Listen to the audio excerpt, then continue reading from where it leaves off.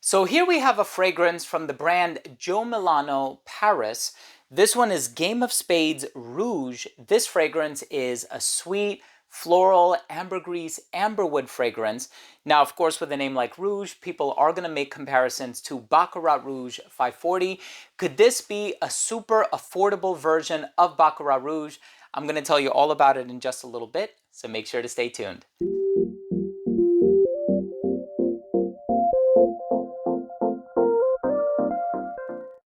Before I begin today's episode and I give you my thoughts on Rouge or Game of Spades Rouge by Jo Milano Paris, I'll tell you about the notes, the performance, longevity, and especially comparisons because I know what's going to be on a lot of people's minds.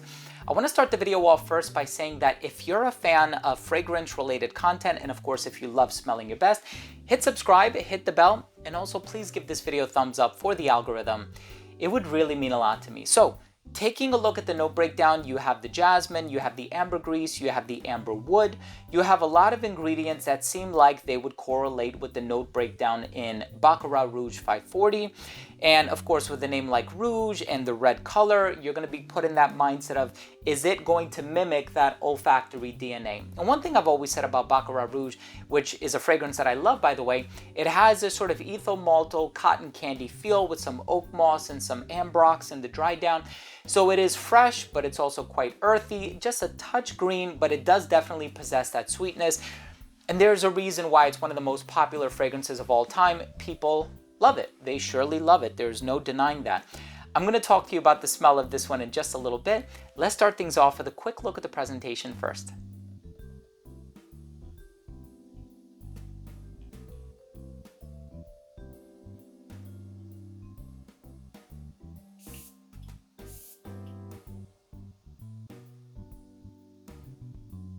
So right in the opening of this fragrance, you are going to get sweetness. And it's a familiar sweetness, so I just want to let the proverbial cat out of the bag. This one does smell like Baccarat Rouge 540, but it smells like the extrait version, the one in the dark red bottle. So it doesn't smell like I think it's the eau de parfum. It smells like the extrait, which came out subsequent to the original. So this one is a bit richer, it's a bit darker, it almost has like this cherry-like personality in the opening. You still get that fulfilling floral heart, especially on account of the jasmine that is in here. And the amberwood adds that sweetness in the dry down. And I was looking online, and this one is actually quite affordable. And especially when you start to compare it to Baccarat Rouge 540 Extrait, you'll notice that this one is significantly more inexpensive than the original. So I think at this point it's going to boil down to longevity. This one is 10 plus hours on skin. This one is a phenomenally long-lasting fragrance. I haven't sampled others from the brand, even though I did acquire a few others from the brand, so I am interested in spending a little bit more time with those to see if the performance on those is comparable or tantamount to the one of this one.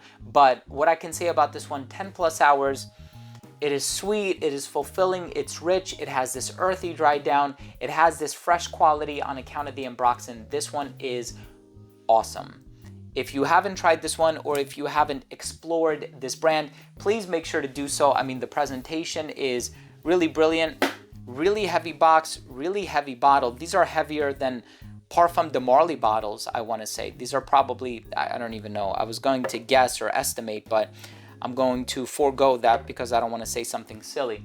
Let's go ahead and finish things off with my overall assessment. So first up, in terms of the uniqueness and the overall smell, truth be told, this is not the most unique fragrance that I've encountered just because it does bear a lot of similarities to Baccarat Rouge 540 Extrait, but it does kind of do things its own way. If you try the two side by side, you'll notice that there are some differences. This one is super long lasting, overall smell, mass appealing. Longevity, 10 plus hours. Projection, very good for the first hour of application. It did radiate beyond an arm's length. It became an elbow's length scent right around hour 7, I want to say. A skin scent right around hour 10.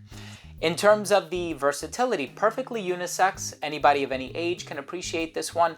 This one might be a little bit better for the colder weather, and I can see this one being worn very comfortably in a formal scenario or a dressed up scenario. As far as the presentation is concerned, I think the name is really cool, Game of Spades Rouge. The presentation is gorgeous for this one, and I love the gold accents in addition to the red. My final verdict on this fragrance is this is a phenomenally long-lasting fragrance, a bit on the sweet side of things, perfect for a night out on the town, a date situation, a romantic scenario, a close encounter scenario.